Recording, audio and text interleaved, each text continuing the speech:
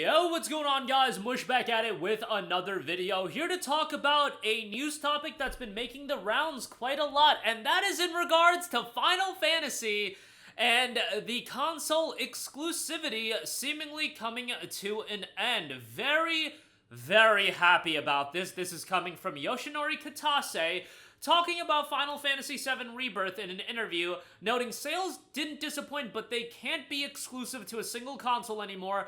I think we need to offer the game to as many players as possible. Now, he was asked about the PC version of FF7 Rebirth coming out, and there's a lot to digest here. We've been talking about this topic for a very long time, and there's a lot of layers to console exclusivity that I don't feel like a lot of people really look into, as far as when Sony comes in, and Microsoft has done this in the past, and I absolutely hate this. Look, I actually don't hate something like Epic Games coming in and cultivating the creation of Alan Wake 2, funding it from the ground up. Without Epic Games, Alan Wake 2 probably doesn't exist. And you know what? If Epic Games wants to keep Alan Wake 2 as an Epic Games Store exclusive, I don't have a problem with that, because without Epic Games, I don't know if Alan Wake 2 actually comes to fruition.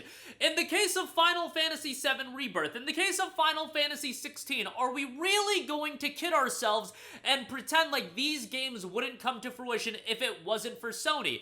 I get it. Sony may have helped with development to an extent. Sony may have thrown you a bag of cash. And let's look at what Square Enix has done in the past.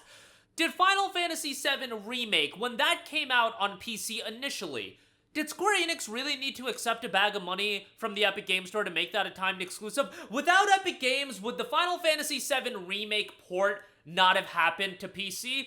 I don't think that's the case. I think Square Enix, what they very much like, is that upfront cash that a Sony, that an Epic Games will offer them.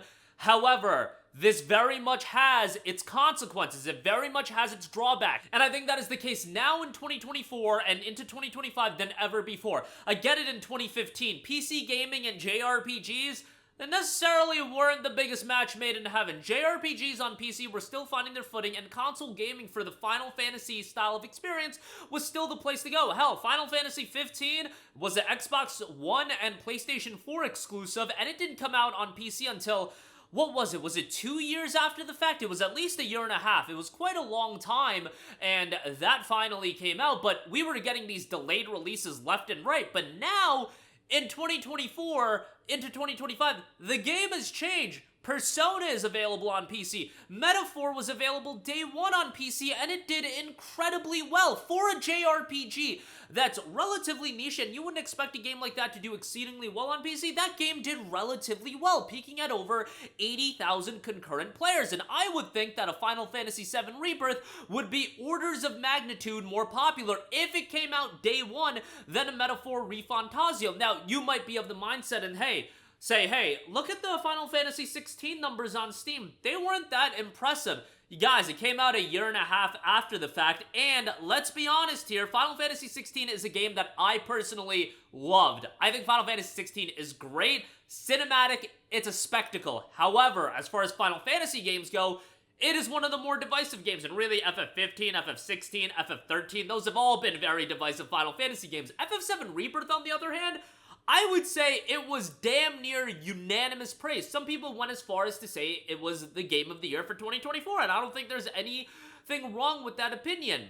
If this game came out day one on PC, was a good port, I think it would do really well. In fact, I think FF7 Rebirth is going to do very well, relatively speaking, in January as opposed to, let's say, Final Fantasy VII Remake, because 7 Rebirth, Square Enix actually learned from their mistakes. It's not a 2-year turnaround time, 2+ year turnaround time with the 7 Remake, and you're trying to piecemeal as many exclusivity agreements. Oh, we're gonna do this integrate upgraded release on PlayStation 5, that's gonna extend the exclusivity agreement, then we got this Epic Games Store exclusivity agreement, and then finally on Steam. You're trying to piecemeal it, and I get why you're doing it. That bag of cash Epic Games gave you, I'm sure it was fairly enticing, but understand that that is going to lessen the value of the game when it does ultimately release on Steam, the premier platform on PC, in terms of how many people are gonna buy a game.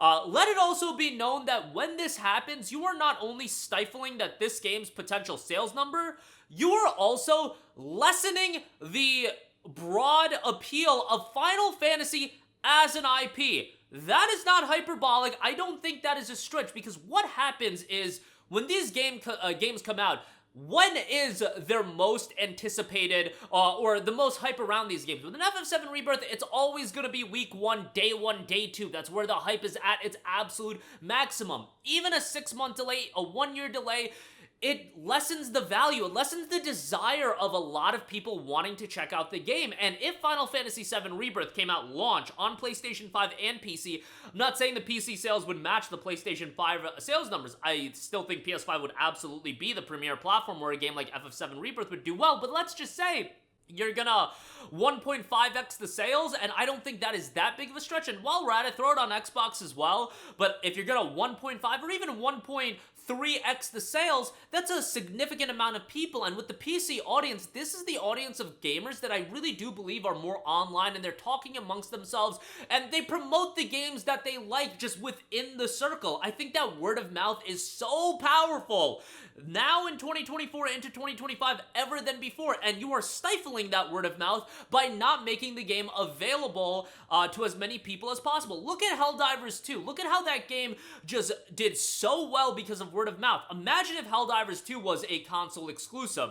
It wouldn't do nearly as well. Black Myth Wukong wouldn't do nearly as well. I think Stellar Blade did fantastic, but it would have been way bigger if it was on PC as well. That is how you are stifling these IPs, and I think you are stifling Final Fantasy. Now, Final Fantasy is still going to be a megaton, a juggernaut of a franchise, but we're talking about Square Enix constantly bringing up that the sales numbers weren't up to expectations, and etc., etc. Well, then bring the games onto all platforms. It's not, I get it. Back in the Final Fantasy X days, it made sense to make Final Fantasy X a PlayStation 2 only title. You know, I don't think a lot of people were gonna pick up FF10 on the original Xbox. However, now, 2025, the game has changed.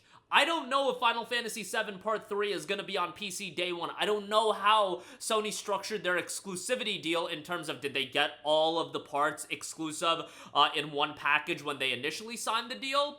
I don't know. However, Final Fantasy 17, Kingdom Hearts 4, these games should all be day 1 on PC, and I think Square also learned quite a lot from having their game exclusive to the Epic Game Store, because you haven't seen Stranger of Paradise Final Fantasy Origin, a situation like that. You haven't seen a Final Fantasy VII Remake situation. Hell, I don't think Crisis Core Final Fantasy VII Reunion even got an Epic Game Store release, and don't quote me on it, but Octopath Traveler 2 may have not either. Don't quote me on that, but there have been some Square Enix titles that I was surprised that, hey, these games weren't even released on the Epic Game Store. Maybe they didn't see the value of it. Now, FF7 Rebirth is going to be released on the Epic Game Store, and I'm all for the game being available on more platforms. That's great, but have it available on Steam. That's where you're going to get the lion's share of attention, and I brought it up before. Like, one of the most eye-opening moments to me is when Final Fantasy VII Remake came out on Steam. I went on my Discord page, and just my personal Discord page with a lot of my friends in real life, and I get on, and one of my buddies is streaming Final Fantasy VII Remake. He's just like, "Yo, Mush,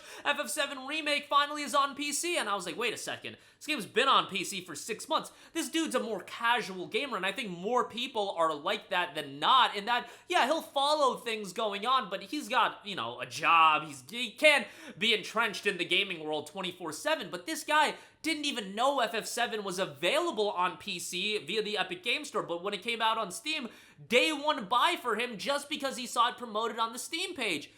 That's when I was just like, man, they gotta get these games on as many platforms as possible, but that'll do it for me. Interested to hear what you guys think. I mean, I've been a broken record when it comes to this, and it's nice to see. You know, a lot of publishers have already been up to date with this. Like, now you get the Persona titles day 1 on PC. You get the Yakuza games day 1 on PC, like a Dragon. You get all of these franchises day 1 on PC, and I really do believe that audience is just going to keep growing. I think the Xbox sales at this stage of the game would be fairly negligible, but drop it on Xbox if it's fairly easy to do. Like, they dropped Fantasia Neo Dimension on Xbox. I love that game, but that game probably sold 3 copies on Xbox. That is not hyperbole. It probably didn't sell very well on the other platforms either, but you get the idea. That'll do it for me. Let me know all of your thoughts in the comments section down below. Thanks for watching, and I will catch you guys in the next one. Peace out. Hey, what's going on, guys? Mush here again. Hope you enjoyed the video. As you guys might know, YouTube's notification system is sometimes a little bit wonky, even if you're subscribed to the channel. Maybe you're not abundantly aware that I uploaded a video. To remedy that situation, make sure you hit the bell notification button. This way, whenever I upload a new video, and I try to upload as consistently as possible, you will be notified directly of the upload, and you can watch it as soon as it goes live. I would really appreciate it if you guys hit that button so you can stay up to date with all of the content I'm posting. But as always, guys, thanks for watching, and I'll catch you guys in the next one. Peace out.